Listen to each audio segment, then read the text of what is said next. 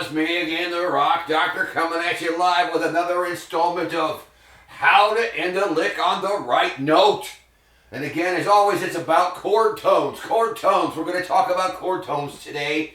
And I think if you could, if you listen to that little series of licks, it was one lick over and over. And what I did was I ended on a different chord tone of the chord that was underneath me at the moment. So let's talk about it. Okay. Dry erase board time. Take a look. Let me slide out of the way. So once again, I'm in the key of A. I'm using my backing track in A number 1 or A minor number 1, and I looped the first section, which is A minor to F. There's a measure of A minor and a measure of F, repeating on a cycle. And I was playing out of the A minor pentatonic scale, the home scale, the one in the 5th position. This guy, look. The one, you know, the one that everybody plays. You know, the one your grandma taught you, this one. That one! In fact, he taught me this lick. Your grandma taught me this. She taught me the faces, too. Yeah. Georgie, make sure you make those guitar faces or you won't get no hot chicks. Yes, Dee Dee. Okay, thank you. Anyway, so... yes. Now, wait a minute. So what's going on? All right, let me tell you. So I'm playing over this A minor to F thing. It's 2 measures long. The lick is 2 measures long as well. Let me do that. Here's the lick. Then we'll go back to the dry erase board.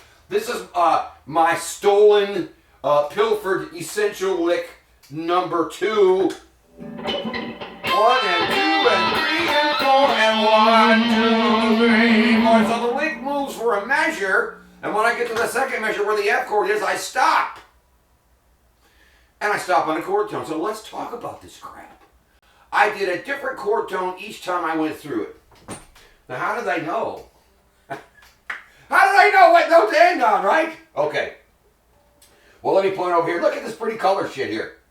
F chord tones. F, A, and C. I wrote the F as green. Well, I don't know why. It felt like it.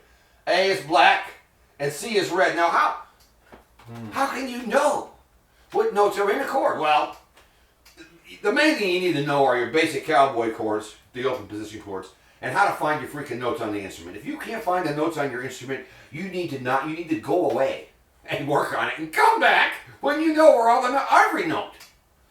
And that reminds me of a story I heard Steve Vai telling. Steve Vai is sitting next to Joe Satriani, and way back in the dawn of time, when Steve was a young guy, he was taking lessons from guess who? Joe Satriani. And apparently the first lesson or so, Joe told Steve, look, man, you need to, when you come back next week, I want you to know where all the notes are on your fingerboard. And Steve was like, you know, okay, but in his mind he's thinking, I'm not going to freaking do that. So he shows up the next week for his lesson with Satch, and he sits down, and the first thing Satch says is, hey, dude, play me an F sharp on the B string. And Steve is like, so Joe sent his ass home. Don't come back until you know where all the freaking notes are. So, back to this now. Learn where your notes are. But look, let's look at a regular old cowboy F chord. The old George Strait, Garth Brooks, whatever. Look, here it is, right? Well, if you know what your notes are, look. On the D string 3rd fret, that's an F. Oh, you can end on that on our little lick here. On the G string 2nd fret, there's an A. You can end safely on that note. On the B string 1st fret, there is a C note. That's a safe note to end on. And then finally on the high string 1st fret, there's an F note. So there's an F, an A, and a C note in an F chord. Now, within the confines of this lick, all those notes, if you know what you're doing, they're up here somewhere. Oh, yeah. So, let me go back to the dry erase board again. Watch this. Another concept that's important. Look at this thing here. You see that? That's an F chord in the 5th position. What? Yeah, look. Does it look like a C chord to you guys? Yes. Let me do it. Watch. Okay, here's a cowboy C chord, right? This is another concept you should learn. I should probably make a video on it. But all these open chords are movable, at least in our mind.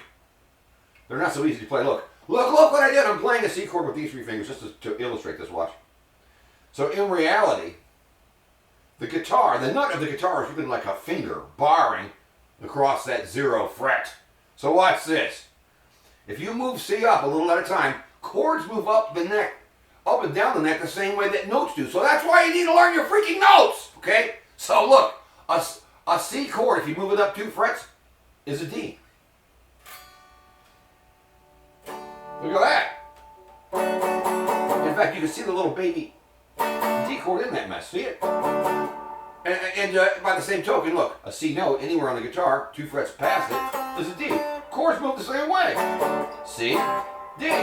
Now, let's keep going. Let's find E. I know that an E note is 2 frets higher on any string than a D, and so is the chord. Does anybody play this chord? I can do it. Classical guitar players can do it. Rockers can do it. Well, I don't know any rocker. I do it. But jazz guys, classical guys, anybody can do it, but why would you? But there's E. One more, let's find F. Well, I know that E and F note-wise are 1 fret apart anywhere on the guitar, so if I move this chord up 1 more fret, look, there it is. So why did I do it? Because my lick is here. And what I'm trying to show you today is you have options. You don't always have to end on that A note there. You can end on all these other notes, so check it out. And that's what I did in this video. Watch. I'm gonna play the lick again, but I'm gonna throw away the last note and end on that guy. So I still have a 2-measure phrase, which is common. 1 and 2. Oh shit. 1 and 2 and 3 and 4 and 1, 2. Sounds kind of cool. Now let me do it again. Let's end on this note here, which is an A. That's the most typical one of all, right? In the key of A, everybody seems to end on that note. It's pretty safe most of the time, especially if there's an F chord underneath you. Now let's keep going. We've got this note in the chord too, so let's end on that.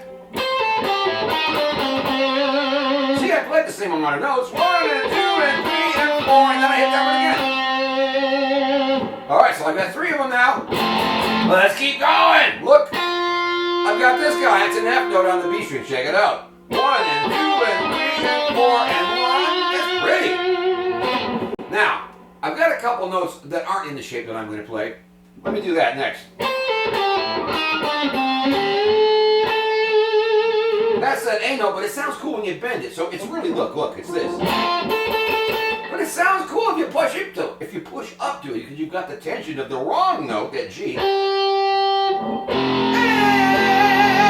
Sounds like Blue Oyster Cult. Yeah, I'm burning for you. I think when that F chord hits, the guitar's playing a G. Wow! But it's very tension-filled. But anyway, so if I go back to the lick, I go from the G and push it into an A to make it be a chord tone of F. Okay, now there's one more that I like to use, and that's the high C note. Look, there's a C note there, there's one here. Knowing your notes, baby, but I'm going to push up to it like Slash does. Check this out. I'm going to go back 1 fret and do a half step bang. Listen. That's pretty. They're all pretty. So what's my point here? You don't need to learn a lot of licks, but you sure as hell do need to know how to end them creatively. And I use chord tones. You don't have to be a professor of music theory here. You just need to know your chord shapes and know where your notes are on the fingerboard, and you can do this. And it works with any lick too. Any lick. Let me take, if you've been following along for the last couple of years, here's essential lick number 4 in the key of A. Let me just play it. I'm not going to walk you through it, but listen to this. I may turn the track on and do it, but look, here's a lick as written that everybody plays. So what I got there is this. 1, 2, 3, and 4, and 1, 2, 3, 4. Right? It's a 2-bar phrase. Now, let me turn the track on, and I'm going to play through it. I'm not going to tab this one out, though, because it takes a long time to tab the shit out. But you can figure it out yourself. Follow along and figure out what I did. All right. I'm going to end on every one of those chord tones again with that lick. The same ones I ended on like essential lick number 2. Check it out. All right, hold on. I got to back this up to the top. All right, here it comes.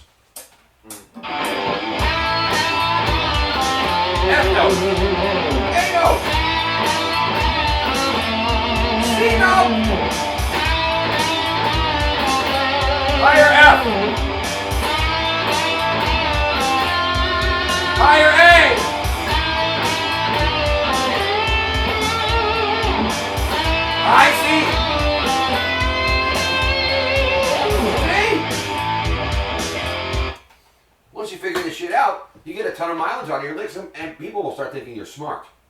But you and I will know that you're really not smart. I'm not, but we're resourceful and we know a couple things.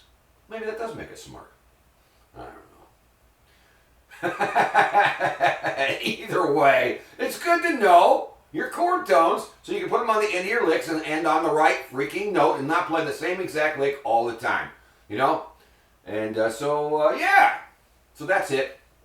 So I'm going to get out of here. It's me, the Rock Doctor. Don't forget to like, share, subscribe, leave a comment, order me pizza, and find me a hot chick bass player, because my bass player is really good, but man, he's not a hot chick. So sorry, John. All right, I'm out of here. Bye.